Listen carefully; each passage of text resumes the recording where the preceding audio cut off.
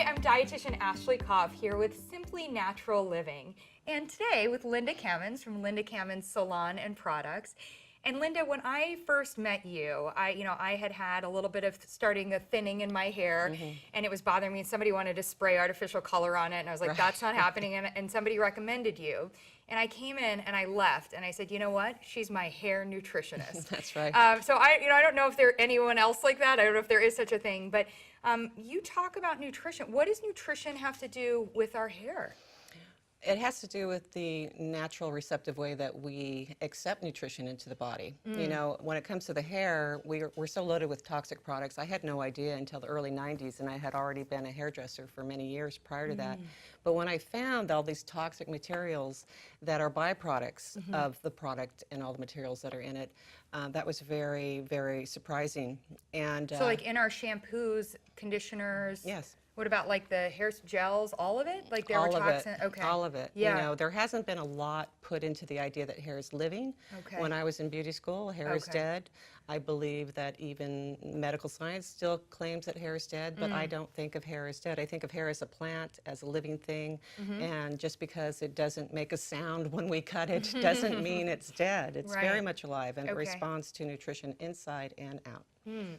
And you know, one of the things that you talked to me about was taking care of your hair had to do with everything from the scalp to, you know, your brush, your hair dryer, and obviously your products. So take me through what people should be doing to improve the quality of their health. And obviously you have products and brushes, but what can somebody be doing if they're at home? Yeah.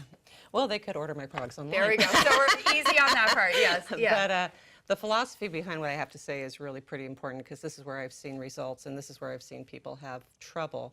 And where people have trouble is when they're spraying their hair and they're trying to hold a hairdo in for a little while.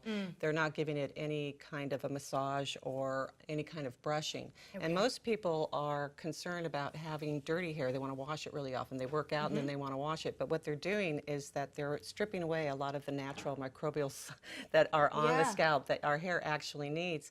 And if we allow our hair to get dirty and then take a brush, a good brush, like my favorite brush is the We Do brush, and it's a handmade all wooden bristle brush, it makes a difference, you know, and it has just the right amount of give. And you start brushing the oils through your hair, you're going to really polish it. But an important step before that is to have the hair trimmed. If the ends are very weak and you're brushing through your hair, you're going to start pulling out a lot of hair.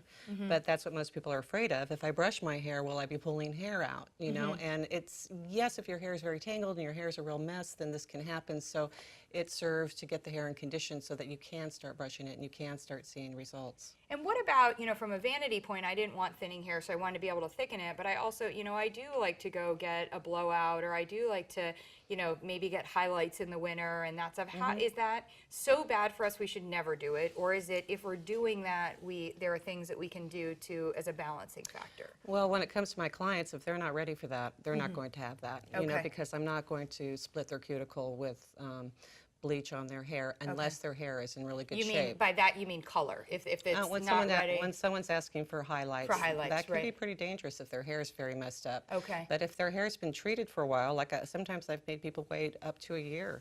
But then when the highlights are done, and I do it with enzymes, I don't do it with peroxide, there's a huge difference in the result of how it looks. So it's reflecting light like virgin hair, and that's how colored hair should look, like virgin hair. Right. And oh, I love it. I always felt like I left and I feel like my hair looks so natural, and as you said, it's the enzyme reaction in that way.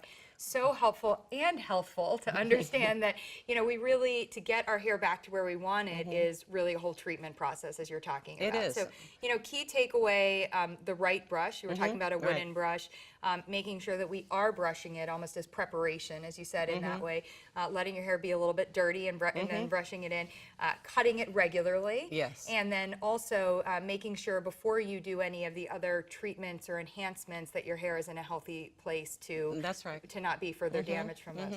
Oh, absolutely love it. I could talk to you for hours. Thank you so much for joining us. You're really welcome. Here at Simply Natural Living, your health uncomplicated.